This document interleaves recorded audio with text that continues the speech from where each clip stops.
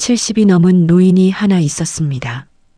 평생을 한 회사에 바쳤는데 어느 날 갑자기 짐을 싸서 나가라는 말을 들었습니다.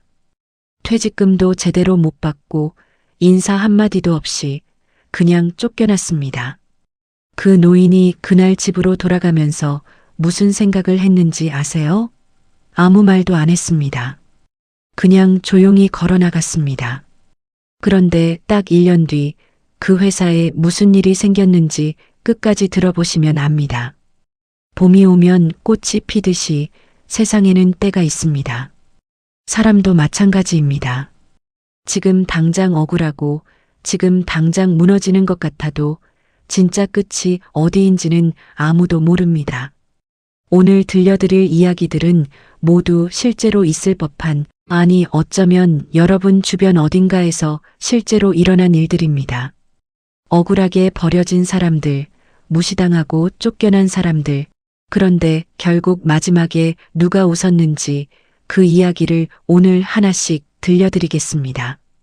경기도 어느 작은 도시에 사람들이 영감이라고 부르던 노인이 하나 있었습니다. 본명은 이갑수, 올해로 73이었습니다. 키는 크지 않았고 허리도 좀 굽어 있었지만 눈빛만큼은 살아있는 사람이었습니다. 아침 6시면 어김없이 출근해서 건물 앞 유리문을 닫고 주차장 구석구석 쓸고 사람들이 들어오면 어서 오세요 인사했습니다. 23해 동안 하루도 빠짐없이. 그 회사는 중견 제조업체였습니다. 직원이 500명 넘는 곳이었는데 갑수 씨가 처음 경비로 들어갔을 때는 직원이 겨우 20몇 명이었습니다. 그러니까 갑수 씨는 그 회사의 초창기부터 함께한 사람이었던 겁니다. 회장님이 직접 채용하셨고 우리 회사가 크면 영감도 같이 크는 겁니다라고 말씀하셨다고 했습니다. 그 말을 갑수 씨는 평생 가슴에 품고 살았습니다. 그런데 회장이 나이가 들자 아들이 경영을 넘겨받았습니다. 아들 이름은 이준혁, 40 초반에 미국 유학까지 다녀온 사람이었습니다. 회사에 돌아오자마자 이것저것 바꾸기 시작했습니다. 구조조정이라는 이름으로 이 사람 저 사람을 내보냈고 복지제도도 손봤고 회의 방식도 바꿨습니다. 직원들 사이에서는 이제 옛날이 아니다라는 말이 돌기 시작했습니다. 갑수 씨는 그래도 묵묵히 일했습니다. 젊은 사장이 인사를 안 받아도 지나가면서 아직도 있네요라고 흘려 말해도 그냥 웃으면서 넘겼습니다. 원래 그런 사람이었습니다. 말이 없고 불평이 없고 그냥 자기 자리에서 할 일만 하는 사람. 문제가 생긴 건 가을이었습니다. 회사에서 전체 인원 감축 방침을 내렸는데 경비팀도 예외가 아니었습니다. 갑수 씨 포함 경비원 3명 중 2명을 내보낸다는 거였습니다. 나이 순서로 보면 갑수 씨가 제일 먼저였습니다. 인사 담당자가 갑수 씨를 불렀습니다. 30살도 안 된 젊은 직원이었는데 종이 한 장을 내밀었습니다. 갑수 씨, 이번에 인원 조정이 있어서요. 이달 말로 마무리해 주시면 됩니다. 갑수 씨가 그 종이를 받아들고 잠시 봤습니다. 퇴직금 계산이 나와 있었는데 뭔가 이상했습니다. 23년을 일했는데 숫자가 너무 작았습니다. 알고 보니 중간에 계약서를 몇 번 새로 쓰는 과정에서 연속 근무 인정이 잘려 있었습니다. 법적으로 따지면 할 수 있는 말이 있었지만 갑수 씨는 아무 말도 안 했습니다. 알겠습니다. 딱 그 말만 하고 나왔습니다. 인사 담당자는 뭔가 더 있을 줄 알았는데 그게 끝이었습니다. 그날 갑수 씨는 여느 때와 똑같이 저녁 퇴근 때까지 일하고 나갔습니다. 다음 날도 그 다음 날도 마지막 날까지 똑같이 나와서 똑같이 일했습니다. 마지막 날 동료 경비원 한 명이 영감, 뭐라도 한마디 하지 그러셨어요 라고 했습니다. 갑수 씨가 웃으면서 대답했습니다. 할 말 없어. 나는 내 할 거 다 했으니까. 짐을 싸서 나왔습니다. 회사 정문을 나서면서 한 번 뒤를 돌아봤다고 했습니다. 23년 동안 매일 아침 열었던 그 유리문을 마지막으로 눈에 담았습니다. 그리고 걸어갔습니다. 집에는 아내가 있었습니다. 아내는 갑수 씨가 들어오는 걸 보고 아무 말 안 했습니다. 그냥 밥상을 차렸습니다. 두 사람은 저녁을 먹으면서 한동안 말이 없었습니다. 아내가 먼저 입을 열었습니다. 고생 많았어요. 갑수 씨가 숟가락을 놓으면서 말했습니다. 나는 괜찮아. 그 회사가 걱정이지. 아내가 무슨 뜻이냐고 물었습니다. 갑수 씨가 천천히 말했습니다. 내가 23년 동안 지켰잖아. 이제 내가 없으면 누가 지키나. 그 말이 그냥 넋두리처럼 들렸습니다. 그런데 그 말이 얼마 지나지 않아 현실이 됐습니다. 갑수 씨가 나가고 석 달이 됐을 때였습니다. 회사에 도둑이 들었습니다. 그것도 한 번이 아니라 3번이나. 나중에 밝혀진 건 회사 측이 비용을 아끼겠다고 야간 경비를 CCTV로만 대체했기 때문이었습니다. 그런데 그 CCTV 시스템이 제대로 작동하지 않았고 그걸 아무도 몰랐습니다. 갑수 씨가 있었을 때는 매일 아침 직접 점검했던 것들이었습니다. 기계가 이상하면 바로 신고하고 구석구석 직접 눈으로 확인했던 것들이었습니다. 도난 피해만이 아니었습니다. 같은 시기에 회사 내부에서 횡령 사건도 터졌습니다. 직원 하나가 오랫동안 회사 돈을 빼돌렸는데 나중에 보니 갑수 씨가 있을 때부터 낌새를 채고 인사팀에 몇 번이나 이상하다고 말했던 사람이었습니다. 그런데 그 말을 아무도 귀담아 듣지 않았던 겁니다. 나이 먹은 경비원 말이라고. 일이 커지자 회사가 흔들리기 시작했습니다. 사장 이준혁이 대외적으로 이미지가 나빠졌고 거래처 몇 군데서 계약을 재검토하겠다는 연락이 왔습니다. 설상가상으로 노무 문제까지 불거졌습니다. 갑수 씨처럼 퇴직금을 제대로 못 받은 사람이 한둘이 아니었던 거였고 그 중에 한 명이 노동청에 진정서를 넣었습니다. 조사가 시작됐습니다. 갑수 씨 건도 같이 묶였습니다. 결국 회사는 미지급 퇴직금을 전부 소급해서 지급해야 하는 상황이 됐고 그 금액이 꽤 컸습니다. 회사 재정에 부담이 된 건 당연한 일이었습니다. 갑수 씨는 그 소식을 뉴스에서 들었습니다. 딸이 스마트폰으로 기사를 보여줬는데 회사 이름이 뜨는 걸 보고 그냥 조용히 말했다고 합니다. 그럴 줄 알았어. 따지거나 고소를 하거나 한 건 아니었습니다. 그냥 조용히 자기 몫을 받았고 그걸로 끝이었습니다. 딸이 아버지, 속 시원하지 않으세요? 라고 물었더니 갑수 씨가 이렇게 말했습니다. 속 시원할 게 뭐가 있어. 그 회사에도 애들이 다니잖아. 다들 밥벌이 해야 하는 사람들인데. 그리고는 아무 말 안 했습니다. 그게 이갑수라는 사람이었습니다. 그 이후 갑수 씨는 동네 주민센터 자원봉사로 나가기 시작했습니다. 아침마다 주민센터 앞을 쓸고 어르신들 오시면 인사하고 뭐가 필요한지 살폈습니다. 월급도 없고 퇴직금도 없는 일이었지만 갑수 씨는 그게 좋다고 했습니다. 아내가 이제 좀 쉬어도 되지 않아요라고 하면 갑수 씨가 웃으면서 말했습니다. 내가 뭘 쉬어. 쉬면 더 힘들어. 나는 움직여야 사는 사람이야. 동네 사람들이 그 노인을 좋아했습니다. 말없이 있어도 뭔가 든든한 느낌, 오래된 나무 같은 사람이라고들 했습니다.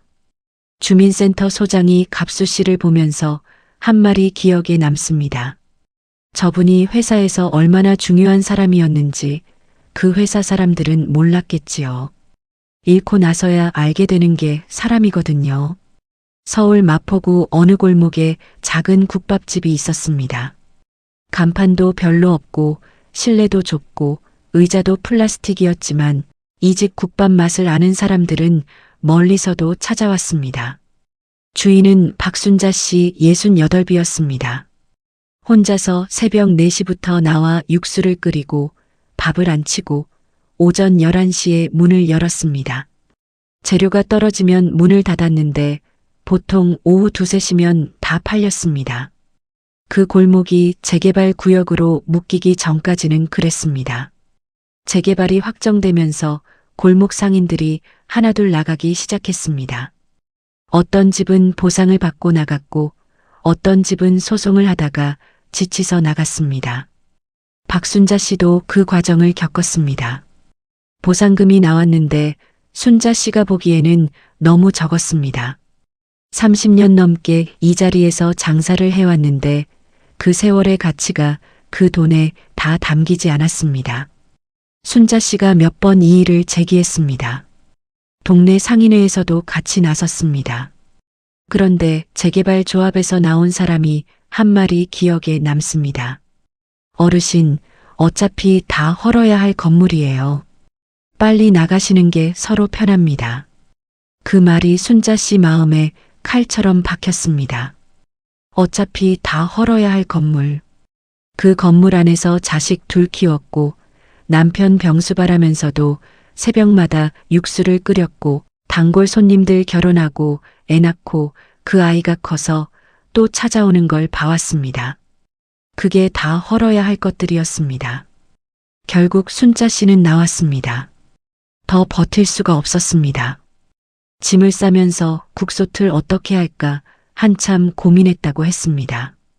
30년 넘게 쓴 것이라 도저히 버릴 수가 없었습니다. 큰아들이 트럭을 빌려서 그 국솥을 실어 날랐습니다. 순자 씨는 1년쯤 쉬었습니다. 처음에는 하루하루가 너무 이상했습니다. 새벽 4시에 눈이 떠지는데 갈 곳이 없었습니다. 몸이 움직이고 싶어 하는데 국솥이 없었습니다. 손이 심심했습니다. 아들들이 엄마 이제 쉬세요라고 했지만 순자 씨는 쉬는 게 더 힘들었습니다. 그러다 어느 날 작은 아들이 말했습니다. 엄마, 내가 가게 하나 얻어줄게. 조그맣게 다시 해봐. 돈이 어디 있어? 그 가게 보증금이 얼만데? 내가 낼게. 순자 씨가 처음에는 싫다고 했습니다. 아들한테 손 벌리기 싫었습니다. 그런데 작은 아들이 한 말이 마음을 움직였습니다. 엄마가 나 키운 게 그 국밥집이잖아. 그 집이 없어졌으면 내가 다시 만들어 드려야지. 은평구 어느 골목에 작은 가게를 얻었습니다. 전 가게보다 더 작고 위치도 덜 좋았습니다. 그런데 순자 씨는 개의치 않았습니다. 다시 새벽 4시에 나와서 예전 그 육수 방식 그대로 사골을 끓이기 시작했습니다. 뼈를 몇 시간이나 끓이고 기름기를 걷어내고 다시 끓이고 그 손맛은 세월이 가도 변하지 않았습니다. 처음 한 달은 손님이 많지 않았습니다. 새 동네라 아무도 몰랐습니다. 그런데 한 번 온 사람이 또 오고 그 사람이 또 다른 사람을 데려왔습니다. 입소문이란 게 참 신기한 겁니다. 몇 달이 지나자 줄이 서기 시작했습니다. 그러다 결정적인 일이 생겼습니다. 음식 유튜버 한 분이 그 가게를 찾아온 겁니다. 구독자가 100만이 넘는 채널이었는데 그분이 국밥 한 그릇을 먹더니 영상을 올렸습니다. 제목이 뭐였는지 아세요? 서울에 이런 국밥이 있다고요? 60년 손맛 그대로입니다. 그 영상이 하루 만에 수십만 뷰가 나왔습니다. 다음 날부터 가게 앞에 긴 줄이 생겼습니다. 어떤 사람은 1시간 넘게 기다렸습니다. 순자 씨는 눈이 동그래졌다고 했습니다. 그렇게 많은 사람이 오는 걸 처음 봤다고요. 그런데 더 놀라운 건 따로 있었습니다. 그 재개발 조합에서 나왔던 사람, 빨리 나가시는 게 서로 편합니다라고 했던 그 사람이 어느 날 가게에 왔습니다. 줄을 서서 기다렸다가 국밥 한 그릇을 먹었습니다. 순자 씨가 그 사람을 알아봤지만 아무 말도 안 했습니다. 그냥 똑같이 국밥을 떠줬습니다. 그 사람이 먹고 나서 계산하면서 말했습니다. 할머니, 이 국밥 정말 맛있네요. 순자 씨가 미소를 지으면서 대답했습니다. 감사합니다. 또 오세요. 그게 다였습니다. 싸울 것도 없고 따질 것도 없었습니다. 그냥 맛있는 국밥 한 그릇이면 됐습니다.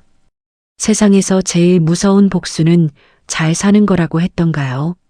순자 씨는 그냥 잘 살았습니다. 왜 이런 이야기들이 우리 마음을 움직이는 걸까요?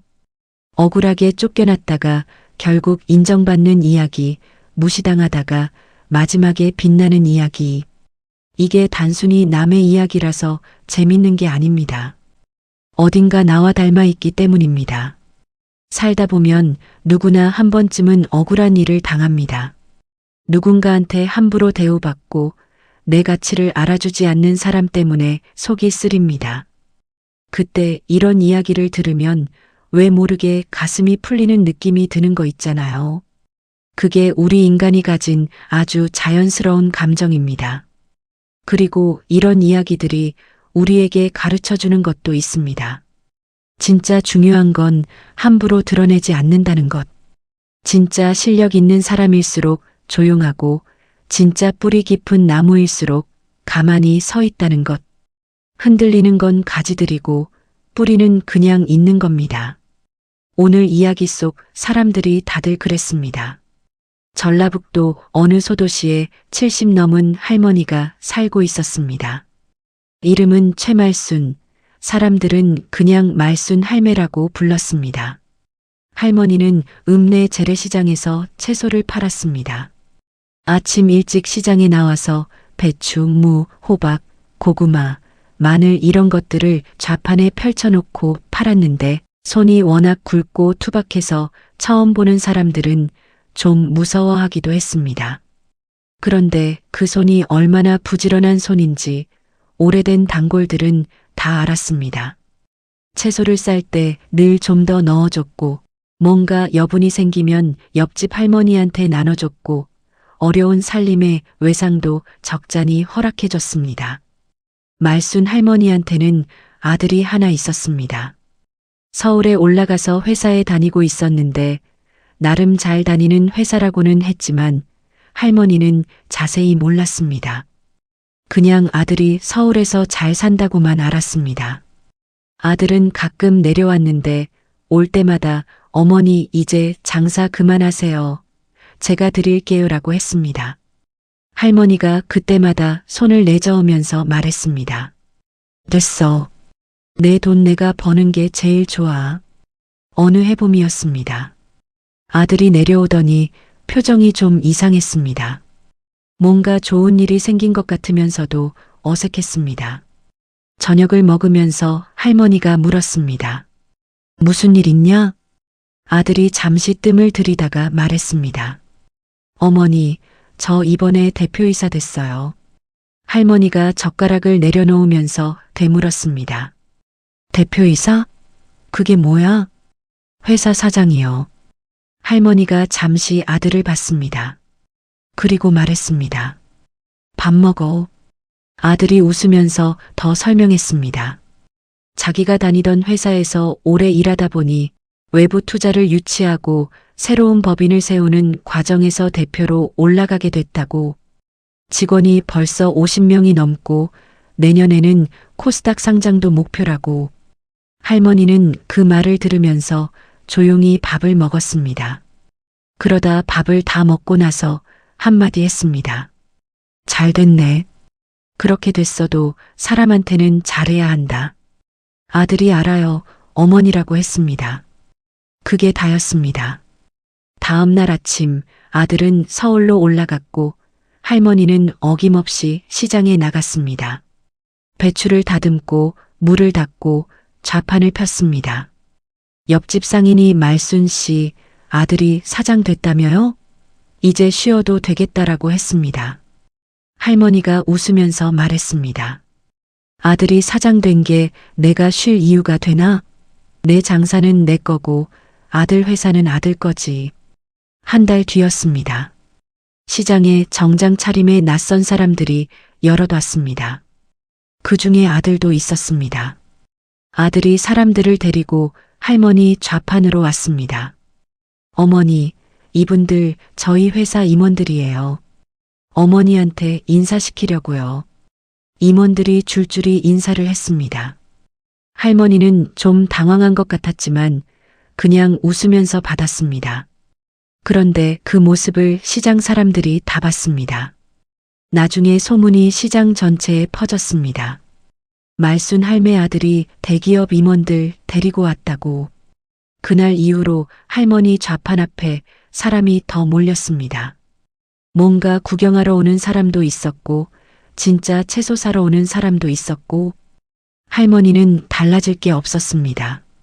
그냥 똑같이 채소 팔았습니다. 더 넣어주고, 덜 받고, 웃어주고. 그 아들 회사가 1년 뒤에 코스닥에 상장됐습니다. 상장하던 날 아들이 할머니한테 전화했습니다. 어머니, 오늘 상장했어요. 할머니가 물었습니다. 그래서 시가총액이 한 1,000억 됐어요. 할머니가 잠시 침묵하다가 물었습니다. 그게 얼마야? 아들이 웃으면서 설명하려는데 할머니가 먼저 말했습니다. 됐어. 잘 됐다. 오늘 저녁 밥은 먹었냐? 아들이 또 웃었습니다. 그게 말순 할머니였습니다. 1,000억이 됐어도 밥을 먼저 물어보는 사람. 부산 어느 병원에 박성구라는 노인이 입원해 있었습니다. 75이었고 폐 쪽에 문제가 생겨서 몇 주째 입원 중이었습니다. 성구 씨한테는 자식이 셋 있었습니다. 큰아들, 작은아들, 딸. 그런데 셋 다 연락이 없었습니다. 병원 복도를 오가다 보면 이런 분들이 있습니다. 혼자 밥을 드시는 어르신, 보호자 난에 아무도 없는 어르신. 성구 씨가 그런 분이었습니다. 병실 사람들이 처음에는 몰랐는데 며칠이 지나도 가족이 오지 않자 슬슬 알게 됐습니다. 담당 간호사가 조심스럽게 물었습니다. 어르신, 가족분께 연락드릴까요? 성구 씨가 손을 내저었습니다. 됐어요. 바쁜 사람들이에요. 간호사는 더 물어보지 않았습니다. 그냥 밥이 나오면 가져다 드리고 약 시간 되면 챙겨드렸습니다. 성구 씨는 밥을 먹으면서 창밖만 봤습니다. 바다가 살짝 보이는 창이었습니다. 성구 씨가 젊었을 때, 그러니까 40대, 50대 때는 꽤 잘 나갔던 사람이었습니다. 부산에서 작은 무역회사를 운영했는데 한때 직원이 30명 넘게 있었습니다. 애들 셋 다 대학도 보내고 집도 좋은 데 샀고 해외여행도 다녔습니다. 그런데 40대 후반에 사업이 잘못됐습니다. 외환위기 때 환율이 뒤집어지면서 거래처가 줄줄이 문을 닫았고 성구 씨 회사도 버티다 결국 접었습니다. 그 이후가 힘들었습니다.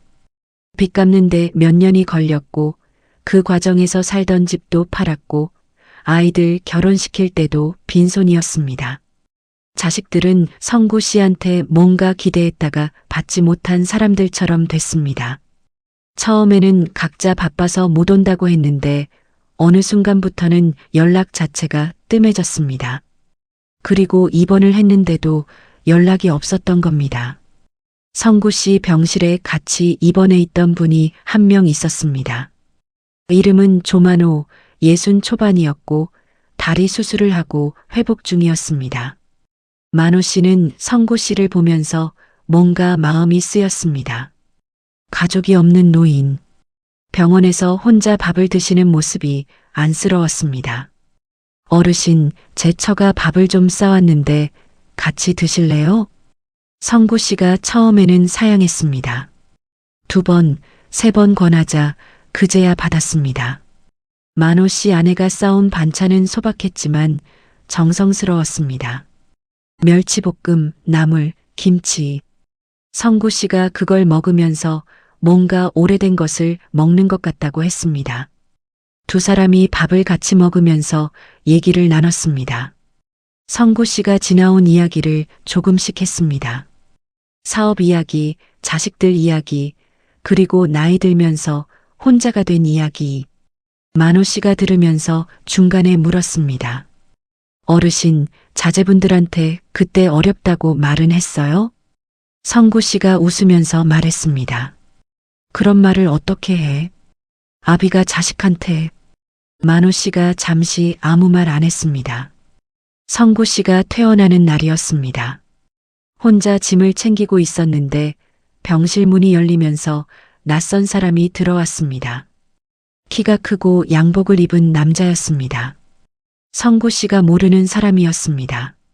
그 남자가 성구 씨를 보더니 박성구 선생님 맞으시죠? 라고 했습니다. 성구 씨가 고개를 끄덕이자 남자가 명함을 내밀었습니다. 부산에 있는 무역협회 이사라고 적혀 있었습니다. 저 기억하실지 모르겠습니다. 선생님이 사업하실 때 저 처음 일 배운 게 선생님 회사에서였습니다. 25년 전 일이지요. 성구 씨가 눈을 가늘게 떴습니다. 천천히 얼굴을 봤습니다. 그리고 말했습니다. 권대리. 남자가 웃었습니다. 네, 권재현입니다. 선생님 회사에서 처음 사회생활 시작했는데 그때 선생님이 많이 가르쳐 주셨잖아요. 그게 지금의 저를 만든 겁니다. 25년 동안 그 은혜를 어떻게 갚아야 하나 생각했는데 이제야 찾아뵙게 됐습니다. 알고 보니 조만호 씨가 연결해 준 것이었습니다. 만호 씨가 성구 씨 이야기를 듣고 지인들에게 혹시 성구 씨를 아는 사람이 있냐고 물어봤던 겁니다. 그렇게 이 사람, 저 사람을 거쳐서 권재현 씨한테 연락이 닿았습니다. 권재현 씨가 그날 이후 성구 씨를 많이 챙겼습니다. 병원비 남은 것도 정리해 드렸고 퇴원 후 머물 곳도 알아봐 드렸습니다. 성구 씨가 처음에는 손사래를 쳤지만 권재현 씨가 말했습니다. 선생님, 제가 처음 월급 받던 날 선생님이 뭐라고 하셨는지 기억하세요? 이 돈이 당신 실력이 아니라 우리 같이 일한 결과라고 하셨잖아요. 그 말 25년 동안 잊은 적이 없습니다. 성구 씨가 그 말을 듣고 고개를 숙였습니다. 오래 아무 말 안 했습니다. 한참 뒤에 겨우 말했습니다. 내가 사람 하나는 잘 뒀구나. 자식들은 나중에 소식을 들었습니다. 아버지가 입원했다, 퇴원했다는 걸 듣고 나서야 찾아왔습니다. 성구 씨는 뭐라고 하지 않았습니다. 그냥 밥 먹었냐고 물었습니다. 큰아들이 무안해서 고개를 숙였습니다. 인천 어느 아파트 단지에 경비로 일하는 할아버지가 있었습니다. 이름은 문칠성, 69이었고 경비 일을 한 지는 7년쯤 됐습니다. 칠성 씨는 항상 웃었습니다. 주민들이 아침에 나오면 안녕하세요 웃고 저녁에 들어오면 들어오세요 웃고 택배 맡겨주면 네, 잘 보관할게요 웃었습니다. 그게 진짜 웃음인지 그냥 직업적 웃음인지 처음에는 몰랐는데 오래 보다 보면 알게 됐습니다. 진짜 웃음이었습니다. 칠성 씨는 경비 일하기 전에 뭘 했는지 아무한테도 말하지 않았습니다. 물어보면 그냥 이것저것 했지요 하고 넘겼습니다. 주민들 중에 궁금해하는 사람들이 있었는데 딱히 알아낼 방법이 없었습니다. 그런데 어느 해 가을에 일이 하나 생겼습니다. 아파트 단지 옆에 큰 공사가 시작됐습니다. 주상복합 건물을 짓는다고 했는데 공사 소음이 장난이 아니었습니다. 주민들이 항의하기 시작했습니다. 아파트 입주자 대표들이 시공사 측과 협의하려고 했는데 시공사 쪽에서 잘 안 만나줬습니다. 법적으로 문제 없다고만 했습니다. 그러던 어느 날 저녁 경비실 앞에 고급 승용차가 한 대 섰습니다. 운전기사가 내려서 칠성 씨한테 뭔가 말했습니다. 칠성 씨가 잠시 뭔가를 확인하더니 고개를 끄덕이고 전화를 걸었습니다. 주민들이 의아하게 쳐다봤습니다. 나중에 알려진 사실인데 그 승용차는 시공사 회장 차였습니다. 그리고 칠성 씨가 한 전화는 입주자 대표 회장한테 건 전화였습니다. 세 사람이 경비실 옆 작은 공간에서 이야기를 나눴고 그 자리에서 소음 저감 조치와 공사 시간 조정에 대한 합의가 이루어졌습니다. 주민들이 어안이 벙벙했습니다. 입주자 대표들이 여러 번 접촉하려다 실패한 시공사 회장이 왜 경비 할아버지 앞에서 고개를 숙이고 얘기를 들은 건지 나중에 알고 보니 이랬습니다. 그 시공사 회장이 30년 전에 건설업계에 처음 발을 들였을 때 도와준 사람이 있었습니다. 조그만 건설회사 임원으로 자금 조달을 도와주고 업계 인맥을 연결해 준 사람이었습니다. 그게 칠성 씨였습니다. 문칠성 씨는 젊었을 때 건설 금융 쪽에서 일했습니다. 나름 요직에도 있었고 아는 사람도 많았습니다. 그런데 50대 중반에 건강이 나빠지면서 일을 그만뒀고 잠시 쉬다가 경비 일을 시작했습니다. 건강에는 무리 없고 규칙적이고 사람들을 볼 수 있는 일이라서 좋다고 했습니다. 그 시공사 회장은 칠성 씨가 그 아파트 경비로 있다는 걸 우연히 알게 됐고 인사를 드리러 왔다고 했습니다. 공사 소음 문제는 그 자리에서 자연스럽게 나왔고 해결이 됐습니다. 주민들이 칠성 씨를 다시 봤습니다. 아파트 대표들이 와서 감사합니다라고 했습니다. 칠성 씨가 웃으면서 말했습니다. 제가 한 건 없어요. 그냥 아는 사람이 왔길래 인사한 거죠. 그 이후로도 칠성 씨는 달라지지 않았습니다. 아침이면 안녕하세요 웃고 저녁이면 들어오세요 웃고 택배 맡기면 잘 보관할게요 웃었습니다. 그냥 그 자리에서 그 사람이었습니다. 대구에 사는 윤정자 씨 72. 평생 학교에서 급식 일을 했습니다. 25년 동안 밥을 했습니다. 중학교에서 시작해서 고등학교로 옮기고 다시 초등학교에서 마지막 몇 년을 보냈습니다. 급식실이라는 데가 더운 데서 무거운 솥을 들고 오래 서 있어야 하는 일이라 몸이 나만하질 않습니다. 어깨, 허리, 무릎 어딘가는 항상 아팠습니다. 그래도 결근을 거의 안 했습니다. 정자 씨가 은퇴를 한 건 건강 때문이었습니다. 더 이상 하루 종일 서 있을 수가 없었습니다. 마지막 날 동료들이 작은 파티를 해줬습니다. 케이크도 있었고 꽃도 있었고 사진도 찍었습니다. 아이들이 만든 감사 카드도 받았습니다. 급식 할머니 보고 싶을 거예요 라고 적힌 카드가 여러 장이었습니다. 정자 씨가 집에 와서 그 카드들을 하나씩 다시 읽었습니다. 그리고 울었습니다. 뭐가 서글퍼서 우는 게 아니라 뭔가가 차오르는 느낌이었습니다. 이 많은 아이들이 내 밥을 먹고 자랐구나. 그 생각이 들었습니다. 은퇴하고 2달쯤 됐을 때였습니다. 전화가 한 통 왔습니다. 낯선 번호였는데 받았더니 젊은 여자 목소리였습니다. 혹시 예전에 대구 동성초등학교 급식 담당이셨던 윤정자 선생님이세요? 정자 씨가 그렇다고 했습니다. 저 홍다희예요. 혹시 기억하실지 모르겠는데 제가 거기 다녔을 때 밥 항상 많이 주셨잖아요. 편식이 심해서 맨날 남겼는데 한 번도 뭐라고 안 하시고 그냥 조금씩 억지로 먹여주셨잖아요. 정자 씨가 기억이 잘 안 났습니다. 아이들이 너무 많았으니까요. 그런데 다희라는 이름을 반복해서 생각하다 보니 가물가물 뭔가 떠오르는 느낌이 있었습니다. 당근을 극도로 싫어했던 여자아이. 당근만 보면 눈물을 글썽이던 아이. 당근 싫어했던 아이. 전화기 너머에서 웃음소리가 났습니다. 맞아요. 당근. 선생님이 그걸 기억하세요? 정자 씨가 웃으면서 말했습니다. 당근 빼고 그 옆에 있는 걸 더 줬잖아. 그래도 영양은 채워야 하니까. 홍다혜 씨는 지금 소아과 의사가 됐다고 했습니다. 전공의를 마치고 개원을 준비 중인데 가끔 생각나는 사람들이 있다면서 연락을 돌리던 중에 이전 담임 선생님을 통해 정자 씨 연락처를 어렵게 얻었다고 했습니다. 선생님 덕분에 편식이 좀 나아졌어요. 억지로라도 먹다 보니까요. 그게 지금 소아과 하면서 아이들한테 편식 지도할 때 되게 도움이 돼요. 직접 해봤으니까요. 정자 씨가 전화 끊고 오래 앉아 있었습니다. 25년 동안 몇만 명의 아이들한테 밥을 먹였는데 그 아이 중 하나가 의사가 됐고 그 의사가 20년도 더 지난 당근 이야기를 기억하고 있다는 것. 밥 한 그릇이 그렇게 오래 가는 거구나.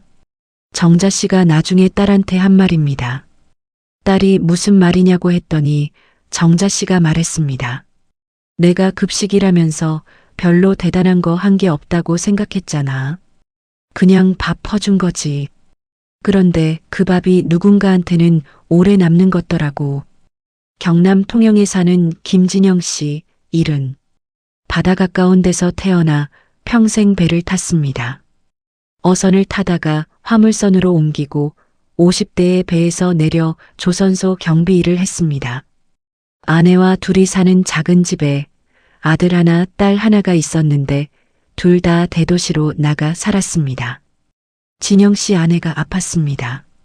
몇 년 전부터 무릎이 안 좋더니 나중에는 인공관절 수술을 받았고 회복하는데 오래 걸렸습니다. 그 사이에 진영 씨가 혼자 집안일을 다 했습니다. 밥을 하고 빨래를 하고 청소를 하고 약을 챙겼습니다. 70 가까운 남자가 처음 해보는 일들이었지만 투덜거리지 않았습니다. 아들이 한 번은 내려왔다가 그 모습을 보고 말했습니다. 아버지, 도우미 한 분 쓰는 게 어때요? 제가 비용 댈게요. 진영 씨가 대답했습니다. 됐어. 내 사람 내가 챙긴다. 그 말에 아들이 아무 말 못했습니다. 진영 씨 아내 이름은 최분남.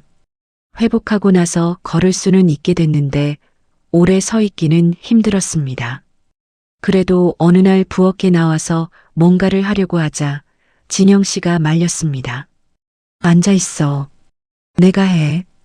분남 씨가 웃으면서 물었습니다. 당신이 뭘 해? 밥 할 줄 알아? 내가 몇 달을 했는데.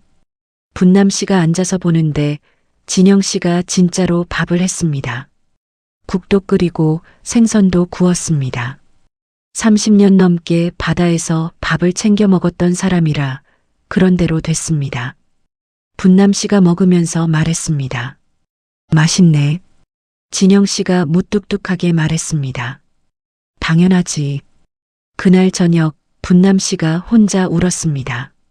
나중에 딸한테 전화해서 말했는데 울면서 했습니다. 아버지가 밥을 해주는데 그게 왜 이렇게 맛있는 건지 모르겠어. 그냥 맛있더라고. 딸이 엄마 왜 울어요라고 했더니 분남 씨가 말했습니다. 모르겠어. 그냥 고마워서. 진영 씨는 그 이야기를 나중에 전해 듣고 아무 말 안 했습니다. 그냥 다음날 아침에도 밥을 했습니다. 그 집에 아들이 다시 내려왔을 때 아버지가 밥을 하고 있는 걸 보고 한동안 아무 말 안 했습니다. 그리고 나지막이 말했습니다. 아버지, 제가 뭐 도울 게 있어요? 진영 씨가 고개도 안 돌리고 말했습니다. 반찬 꺼내. 아들이 냉장고를 열었습니다. 그렇게 함께 밥을 했습니다. 아버지와 아들이 아무 말 없이 그냥. 서울 종로에 오래된 이발소가 있었습니다. 1970년대부터 해온 곳인데 주인은 이발사 한인걸 씨 75이었습니다. 의자가 2개인 작은 이발소였는데 손님은 대부분 오래된 단골들이었습니다. 다들 70, 80된 분들이었고 젊은 손님은 거의 없었습니다. 그 골목에 재개발 바람이 불기 시작했습니다. 가게들이 하나둘 문을 닫았고 인걸씨 이발소 양옆도 빈 가게가 됐습니다. 건물주가 와서 슬슬 압박을 넣었습니다. 이제 문 닫으실 때 됐죠? 어차피 손님도 없잖아요. 인걸씨가 그 말에 뭐라고 했는지 아세요? 가위를 들어 보이면서 말했습니다. 손이 떨리기 전까지는 이발소 안 닫습니다. 그게 마지막 대화였습니다. 그 이후로 건물주가 몇 번 더 왔는데 인걸 씨는 항상 손님 머리를 자르고 있었습니다. 이야기를 나눌 틈이 없었습니다. 인걸 씨 이발소가 유명해진 건 SNS 덕분이었습니다. 어느 젊은이가 그 이발소를 우연히 지나다가 찍어서 올렸는데 레트로 감성이라고 퍼졌습니다. 오래된 이발 의자, 낡은 거울, 벽에 붙어 있는 1970년대 달력, 그리고 그 안에서 묵묵히 가위질하는 할아버지 이발사. 젊은 손님들이 오기 시작했습니다. 처음에 인걸 씨가 좀 당황했다고 했습니다. 20대, 30대 젊은 사람들이 할아버지, 머리 잘라주세요라고 오는 게 신기했습니다. 그런데 잘라주면 다들 좋아했습니다. 이발 기술이야 50년 넘게 한 사람이었으니까요. 그냥 옛날 방식이지만 그게 오히려 새로워 보였습니다. 인터넷에서 종로 레전드 이발소라는 별명이 생겼습니다. 일부러 찾아오는 사람들이 생겼고 예약을 넣어야 할 정도가 됐습니다. 그 건물주가 다시 왔습니다. 그런데 이번에는 분위기가 달랐습니다. 조심스럽게 들어오더니 말했습니다. 사장님, 저번에 제가 좀 함부로 말씀드린 것 같아서요. 그냥 영업 계속하세요. 인걸 씨가 손님 머리를 자르면서 대답했습니다. 그럴 생각이었어요. 그게 다였습니다. 인걸 씨는 그 이후에도 매일 아침 이발소 문을 열었습니다. 오래된 단골들도 오고 젊은 손님들도 왔습니다. 가끔은 할아버지 손님이 오면 젊은 손님이 양보를 하는 일도 생겼습니다. 그 작은 이발소 안에서 세대가 같이 앉아 기다리는 그 풍경이 어딘가 따뜻했습니다. 인걸 씨가 한 번은 인터뷰를 했는데 기자가 물었습니다. 할아버지, 계속 하실 비결이 뭐예요? 인걸 씨가 가위를 들어 보이면서 말했습니다. 손이 아직 안 떨려요. 기자가 웃으면서 말했습니다. 그게 다예요? 인걸 씨가 고개를 끄덕이면서 말했습니다. 그게 다죠. 할 수 있으면 하는 거고 못하면 그때 생각하는 거고 미리 걱정하는 게 제일 쓸데없는 일이에요. 지금까지 여러 이야기를 들으셨는데 공통점이 하나 있습니다. 이 이야기 속 사람들이 다들 불평을 안 한다는 겁니다. 억울한 일을 당해도 무시를 받아도 쫓겨나도 소리를 지르거나 싸우거나 하지 않습니다. 그냥 자기 자리로 갑니다. 자기 할 일을 합니다. 그게 쉬운 것 같지만 사실 제일 어려운 겁니다. 억울하면 소리치고 싶고 무시당하면 증명하고 싶고 쫓겨나면 복수하고 싶은 게 사람 마음입니다. 그런데 그걸 다 눌러놓고 그냥 걸어가는 것, 그게 진짜 내공이라는 겁니다. 살다 보면 나를 알아주지 않는 때가 있습니다. 내가 얼마나 열심히 했는지, 내가 얼마나 진심이었는지 아무도 몰라주는 때가 있습니다. 그때 어떻게 하느냐가 사람을 만드는 것 같습니다. 좌절하거나 분노하거나 포기하는 것 말고 그냥 계속하는 것. 이발사 인걸 씨가 한 말이 생각납니다. 할 수 있으면 하는 거고 못하면 그때 생각하는 거고 미리 걱정하는 게 제일 쓸데없는 일이라고. 그 말이 단순한 것 같으면서 깊습니다. 그럼 다시 이야기를 이어가겠습니다. 충북 청주에 사는 강태호 씨 66. 이분은 평생 음악을 했습니다. 피아노를 가르치는 선생님이었는데 동네 작은 음악학원에서 20년 넘게 아이들을 가르쳤습니다. 대단한 연주자도 아니었고 유명한 선생님도 아니었습니다. 그냥 동네 아이들한테 피아노를 가르치는 사람이었습니다. 학원 원장이 바뀌면서 문제가 생겼습니다. 새로운 원장이 젊고 사업 감각이 있는 사람이었는데 태호 씨와 방향이 안 맞았습니다. 원장은 어린 선생님들을 더 선호했고 결국 태호 씨한테 이번 학기 끝나고 재계약을 안 하겠다고 통보했습니다. 태호 씨가 그 말을 듣고 뭔가 말하려다가 그냥 알겠습니다라고 했습니다. 그리고 마지막 학기까지 똑같이 가르쳤습니다. 수업 준비도 똑같이 하고 아이들 연습 봐주는 것도 똑같이 하고 마지막 날이 됐습니다. 아이들이 작은 발표회를 했습니다. 학원에서 마련한 것인데 태호 씨가 마지막이라는 걸 아이들은 몰랐습니다. 아이들이 연주를 하나씩 했고 태호 씨가 옆에서 봤습니다. 가장 작은 아이가 나와서 짧은 곡을 치는데 하나를 틀렸습니다. 그런데 멈추지 않고 끝까지 쳤습니다. 박수가 나왔습니다. 그 아이가 태호 씨를 보면서 선생님, 저 틀렸어요 라고 했습니다. 태호 씨가 웃으면서 말했습니다. 끝까지 쳤잖아. 그게 더 잘한 거야. 그게 태호 씨의 마지막 수업이었습니다. 학원을 나온 뒤 태호 씨는 동네 복지관에서 자원봉사를 했습니다. 노인들한테 피아노를 가르치는 봉사였는데 처음에는 몇 명 안 됐습니다. 그런데 한 달, 두 달 지나면서 사람이 늘었습니다. 60, 70, 80 된 어르신들이 평생 처음으로 피아노 건반을 눌러봤습니다. 어떤 할머니는 나 이런 거 못 배워라고 했는데 태호 씨가 손을 잡고 같이 눌러줬습니다. 도레미파솔라시도 건반이 울렸습니다. 그 할머니가 내가 했다 라고 외쳤습니다. 복지관이 웃음소리로 가득 찼습니다. 태호 씨가 나중에 말했습니다. 학원에서 가르칠 때는 아이들이 잘 못하면 내가 답답했어요.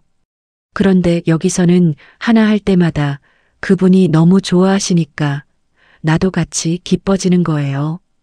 이게 가르치는 거구나 싶었습니다. 복지관에서 연말에 조그만 발표회를 열었습니다. 어르신들이 한 곡씩 쳤는데 틀려도 박수가 났고 잘 쳐도 박수가 났고 어떻게 해도 박수가 났습니다. 그게 태호 씨 인생에서 제일 좋은 발표회였다고 했습니다. 돈도 없고 명성도 없는 작은 발표회인데 그게 제일 뭔가 가득 찬 날이었습니다. 전북 전주에 사는 노인이 하나 있었습니다. 이름은 한용섭, 65. 이분이 걷어차인 이야기입니다. 비유가 아니라 진짜 이야기입니다. 용섭 씨는 큰 마트 주차장 관리 일을 했습니다. 주차권을 발급하고 출구에서 정산을 받고 가끔 차량 안내를 하는 일이었습니다. 어느 날 오후였습니다. 고급차가 한 대 들어왔는데 주차 구역이 아닌 곳에 세우려고 했습니다. 용섭 씨가 다가가서 말했습니다. 선생님, 이쪽은 주차 안 됩니다. 저쪽으로 가주세요. 차 안에서 40대쯤 되는 남자가 내렸습니다. 표정이 안 좋았습니다. 내가 여기 지정석 있어. 용섭 씨가 확인해 봤는데 없었습니다. 그렇게 말씀드렸더니 그 남자가 언성을 높였습니다. 나중에 마트 관리자한테 전화해서 따지고 마트 관리자가 와서 용섭 씨한테 말했습니다. 그냥 세우게 해드리세요. 용섭 씨가 조용히 물었습니다. 규정이 그렇습니까? 관리자가 작은 소리로 말했습니다. VIP 고객이에요. 그냥 배려해드리는 겁니다. 용섭 씨가 알겠다고 했습니다. 그런데 그날 이후 그 자리에서 계속 비슷한 일이 반복됐습니다. 규정을 지키면 뭐라고 하는 사람이 생기고 지키지 않으면 다른 사람이 피해를 받습니다. 용섭 씨가 마트 측에 공식적으로 건의서를 냈습니다. 규정을 명확히 해달라고요. 답은 오지 않았습니다. 3번을 넣었는데 답이 없었습니다. 그러다 계약 만료가 됐고 재계약이 안 됐습니다. 연령 제한을 낮춘다는 명목이었습니다. 사실상 잘린 겁니다. 용섭 씨가 화가 났습니다. 처음으로 화가 났습니다. 억울했습니다. 잘못한 게 없었거든요. 규정대로 했고 공식 절차로 건의했고 그게 다였습니다. 그런데 용섭 씨가 한 일이 뭔지 아세요? 노동청에 부당해고 신고를 냈습니다. 조용히 서류 들고 가서 냈습니다. 법적으로 다툴 사안이 있었고 결국 화해 합의금을 받았습니다. 크지 않은 돈이었지만 받았습니다. 그런데 용섭 씨가 나중에 한 말이 인상적입니다. 그 돈이 중요한 게 아니었어요. 내가 틀리지 않았다는 걸 확인하는 게 필요했습니다. 그게 없으면 다음에 또 어딘가 가서 또 당하거든요. 억울하면 싸워야 해요. 조용히, 그런데 제대로. 용섭 씨는 그 이후 다른 일자리를 구했습니다. 이번에는 규정이 명확한 곳을 골랐습니다. 거기서도 묵묵히 일하고 있습니다. 충남 보령에 사는 임봉순 씨 68, 어부의 아내입니다. 남편은 30년 넘게 바다에 나갔고 봉순 씨는 뭇에서 기다렸습니다. 아이 셋을 키우면서 텃밭을 가꾸면서 남편이 올 때를 기다리면서 남편이 배에서 내린 건 류머티즘이 심해지면서였습니다.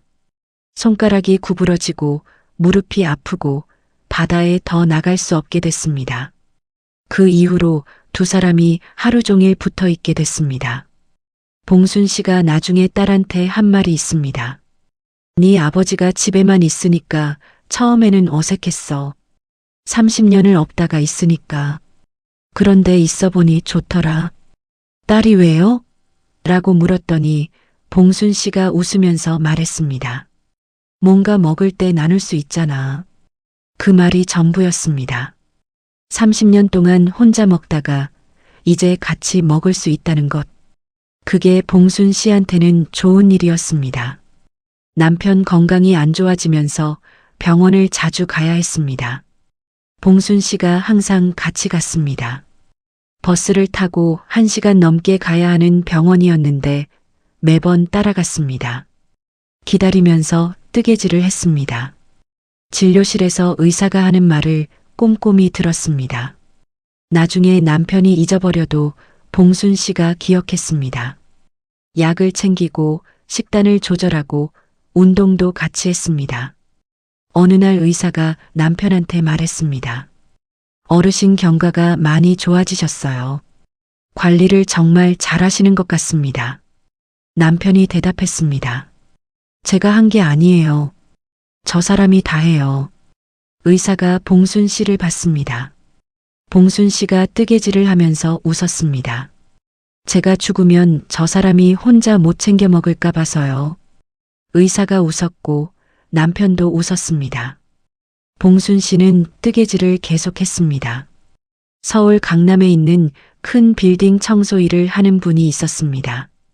이름은 서달봉 63. 새벽 5시에 나와서 사무실 바닥을 닦고 화장실을 청소하고 엘리베이터 안을 닦고 유리창을 닦았습니다. 직원들이 출근하기 전에 다 끝내야 했습니다. 달봉 씨는 성실했습니다. 담당 구역을 언제나 깨끗하게 유지했고 문제가 생기면 알려주고 소모품이 떨어지면 미리 채워놨습니다. 묵묵히 하는 사람이었습니다. 그 빌딩 입주 기업 중 하나가 IT 회사였는데 거기 대표가 30대였습니다. 젊고 바쁜 사람이었는데 어느 날 새벽에 야근하다 나가면서 달봉 씨와 마주쳤습니다. 새벽 6시였습니다. 달봉 씨가 엘리베이터 안을 닫고 있었고 그 대표가 타러 왔다가 잠깐 기다렸습니다. 달봉 씨가 타세요.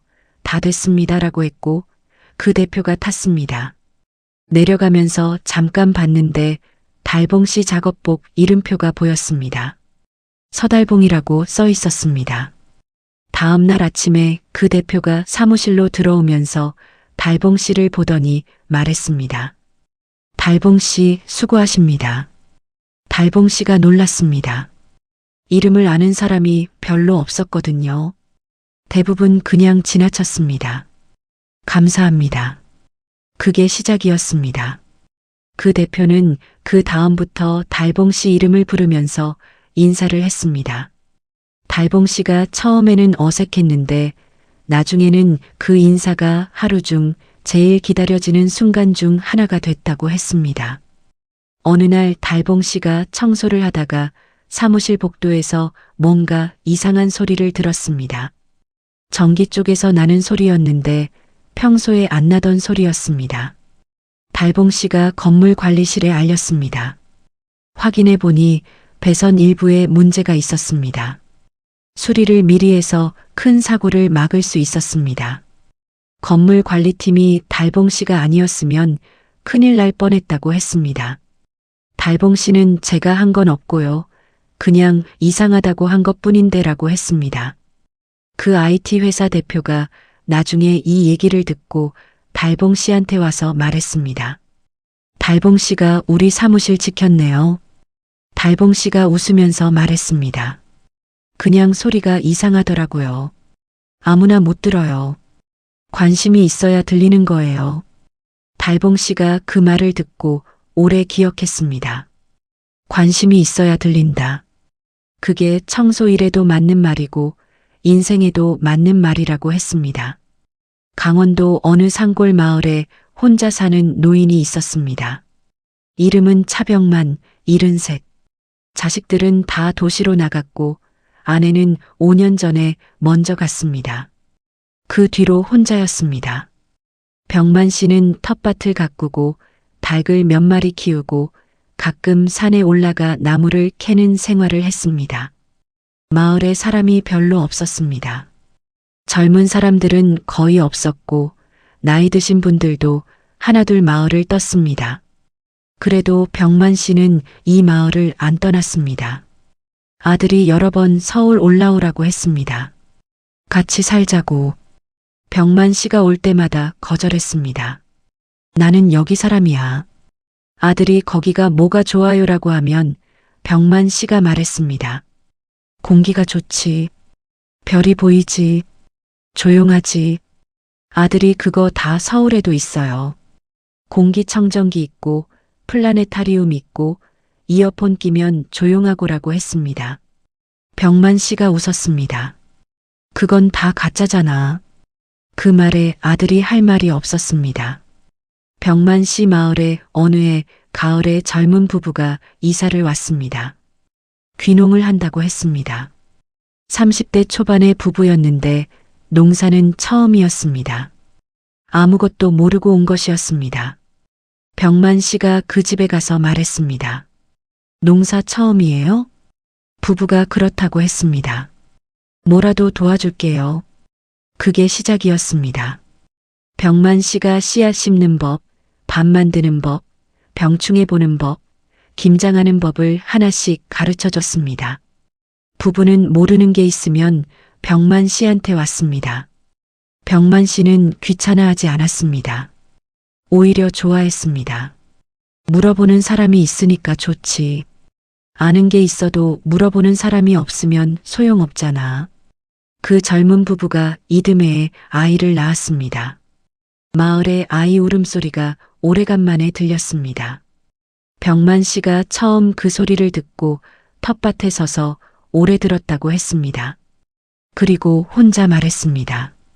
여기 아직 살아있네. 경상남도에 살던 노인이 있었습니다. 이름은 김점술, 68. 이분은 평생 용접공으로 살았습니다. 조선소에서 25년 그 다음에 건설 현장을 몇 년 그렇게 살았습니다. 몸이 많이 상했습니다. 폐도 안 좋았고 귀도 안 좋았습니다. 오래 소음 속에서 일한 탓이었습니다. 점술 씨한테는 딸이 하나 있었습니다. 35이었는데 이름은 김수아. 서울에서 회사 다니는 딸이었습니다. 아버지가 아프다는 소식을 듣고 내려왔습니다. 딸이 집에 오니까 아버지가 조그맣게 보였습니다. 젊었을 때 그 거칠고 큰 모습이 아니었습니다. 밥도 조금 먹고 걷는 것도 조심스러웠습니다. 딸이 마음이 아팠습니다. 저녁을 먹으면서 딸이 물었습니다. 아버지, 후회하는 거 있어요? 점술 씨가 국을 떠먹으면서 잠시 생각했습니다. 왜? 그냥요. 혹시 다른 일을 했으면 어땠을까? 그런 생각. 점술 씨가 국그릇을 내려놓으면서 말했습니다. 그런 생각 해본 적 없어? 딸이 의아해서 봤습니다. 진짜요? 내가 용접을 했으니까 건물이 섰잖아. 배가 떠다니잖아. 그게 내가 한 거야. 다른 일을 했으면 그게 없잖아. 딸이 아무 말 못했습니다. 점술 씨가 다시 밥을 먹으면서 말했습니다. 밥 먹어. 딸이 밥을 먹으면서 눈물이 났습니다. 아버지는 몰랐습니다. 그냥 밥 먹는 사람이었습니다. 나중에 딸이 서울에 올라가서 친구한테 그 이야기를 했습니다. 친구가 물었습니다. 근데 아버지가 그 말을 진심으로 하시는 거야? 아니면 그냥 위로하려고? 딸이 대답했습니다. 진심이야. 우리 아버지는 거짓말 못하는 사람이거든. 기억하시나요? 처음에 말씀드렸던 이갑수 씨, 23년을 일하고 쫓겨난 경비원 할아버지. 그 이후 이야기를 드리겠습니다. 갑수 씨가 주민센터 자원봉사를 하면서 동네에서 알려지기 시작했습니다. 말이 없고 묵묵히 하는 사람, 누가 뭔가 필요하면 거기 있는 사람. 그런 사람이 드물거든요. 있어도 티 안 내는 사람은 더 드물고, 어느 날 동네 구청에서 연락이 왔습니다. 시니어 생활 코디네이터라는 자리인데 동네 어르신들 생활 전반을 관리하고 도움을 드리는 일이었습니다. 갑수 씨한테 맡아보겠냐고 물어봤습니다. 급여도 있는 자리였습니다. 갑수 씨가 집에 와서 아내한테 말했습니다. 구청에서 일해보라고 하네. 아내가 물었습니다. 해볼 거야? 갑수 씨가 잠시 생각했습니다. 할 수 있을지 모르겠어. 해봐. 못하면 또 생각하면 되지. 갑수 씨가 시작했습니다. 처음에는 어색했습니다. 서류도 있고 컴퓨터도 써야 하고 이것저것 새로 배워야 할 게 많았습니다. 딸이 와서 컴퓨터 가르쳐 줬습니다. 갑수 씨가 배우면서 손가락이 자꾸 틀렸는데 딸이 웃으면서 다시 알려줬습니다. 몇 달이 지나자 자리를 잡았습니다. 갑수 씨가 맡은 어르신들이 많아졌습니다. 혼자 사는 어르신, 거동이 불편한 어르신, 가족이 없는 어르신. 갑수 씨가 매일 전화를 돌리고 직접 방문도 했습니다. 병원 같이 가주고 서류 챙겨주고 말벗도 되어줬습니다. 어르신들이 갑수 씨를 좋아했습니다. 왜냐면 갑수 씨가 급하게 굴지 않았거든요. 천천히 들어줬습니다. 한 번에 여러 개 하려고 하지 않고 한 사람 한 사람을 제대로 봤습니다. 그 방식은 경비 23년이 만든 방식이었습니다. 눈에 잘 안 보이는 것도 보고 들릴 듯 말 듯 하는 소리도 듣는 것. 갑수 씨를 쫓아냈던 그 회사, 나중에 어떻게 됐냐고요? 결국 인수합병이 됐습니다. 이준혁 사장이 물러났고 새로운 경영진이 들어왔습니다. 그 과정에서 많은 사람들이 나왔습니다. 갑수 씨를 내보냈던 그 인사 담당자도 나왔습니다. 그 인사 담당자가 어느 날 주민센터에 왔습니다. 다른 일로 왔는데 거기서 갑수 씨를 만났습니다. 갑수 씨가 어르신 한 분을 도와드리고 있었습니다. 그 인사 담당자가 갑수 씨를 알아봤습니다. 어르신, 안녕하세요. 갑수 씨가 고개를 들었습니다. 봤습니다. 그리고 웃으면서 말했습니다. 어서 오세요. 무슨 일로 오셨어요? 그 사람이 잠깐 멈칫했습니다. 갑수 씨가 자기를 기억하는 건지 아닌 건지 몰랐습니다. 그런데 갑수 씨 표정은 아주 자연스러웠습니다. 뭔가를 참거나 숨기는 것 없이 그냥 자기 일을 하는 사람의 표정이었습니다. 그 인사 담당자가 볼일을 보고 나가면서 생각했다고 합니다. 갑수 씨가 자기를 기억했는지 안 했는지를. 그리고 결론을 내렸습니다. 기억은 했을 것이다. 그런데 그게 중요하지 않은 사람이다. 갑수 씨는 그날 저녁에도 아내한테 그 이야기를 하지 않았습니다. 그냥 저녁을 먹었습니다. 밥이 맛있었습니다. 마이너스. 오늘 이긴 이야기 끝까지 들어주셔서 정말 감사합니다. 억울해도 소리치지 않고 걸어갔던 것. 무시당해도 자기 자리에서 했던 것. 쫓겨나도 또 시작했던 것. 그리고 마지막에 누군가 알아줬을 때도 크게 내세우지 않았던 것. 세상이 빠릅니다. 뭐든 빨리 되어야 하고, 빨리 알려져야 하고, 빨리 성공해야 하는 것 같습니다. 그런데 이분들은 다 느렸습니다. 천천히 했고, 꾸준히 했고, 그러다 보니 어느 날 빛이 났습니다. 꽃이 필 때가 되면 핍니다. 그게 봄이 빠르고 늦음이 아니라 꽃이 준비가 됐을 때인 겁니다. 사람도 마찬가지라고 생각합니다. 언제 빛날지는 아무도 모르는 거고 그냥 오늘 할 일을 하는 것. 그게 결국 가장 빠른 길인지도 모릅니다. 오늘 이야기가 마음에 조금이라도 닿으셨다면 저는 충분합니다. 억울한 일이 있는 분들, 무시당하는 것 같아 속이 쓰린 분들, 아무도 알아주지 않는 것 같아 지치신 분들, 그 마음 충분히 압니다. 그런데 그런 날에도 내일은 또 옵니다. 그리고 그 내일을 우리가 만들어가는 겁니다. 오늘도 수고 많으셨습니다. 좋은 밤 되세요.